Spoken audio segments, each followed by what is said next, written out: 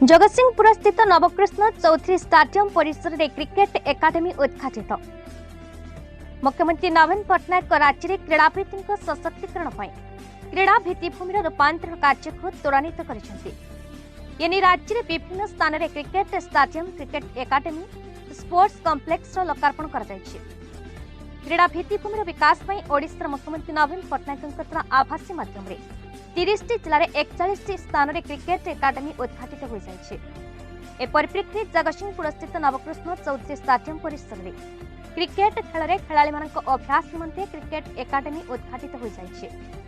उद्घाटन उत्सव में जिला क्रिकेट एसोसिएशन संपादक अनिल विश्वाल, क्रिकेट एसोसिएशन उपसभापति श्रीकांत चौधरी, कोषाध्यक्ष प्रभांशु सामंतराय, जिला क्रीड़ा अधिकारी विश्व विजयिनी पट्टनायक, जिला एथलेटिक एसोसिएशन सभापति दोल गोविंद दास प्रमुख उपस्थित रही कार्यक्रम उद्घाटन करते। कार्यक्रम जिलार बहु क्रिकेट खेलाड़ी माने जोग देते।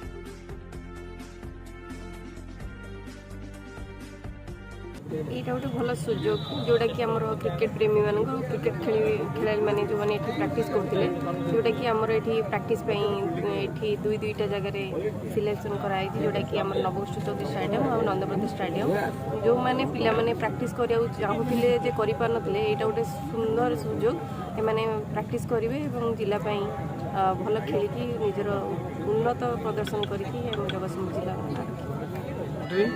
District cricket association of Jagatsinghpur. तो आज जो इनाग्रेशन सेरेमनी है कौन रही है उद्देश्य रोची पिलामानकर आम जिलार पिलामानों दीटा क्रिकेट एकाडेमी कराई जगतसिंहपुर जिले में जो ओडिशा रे 41 कराई 30टा जिले में आम जिले में 2टा करा तेणु आगामी दिन में आमर बर्तमान कोच भी अपॉइंटमेंट हो गले रेगुलारली पिलामानक प्रैक्टिस आमर नंदाव्रत स्टाडियम और नवकृष्ण चौधरी स्टाडियम रे टर्फ विकेट कराई पिला प्रैक्टिस करेंगे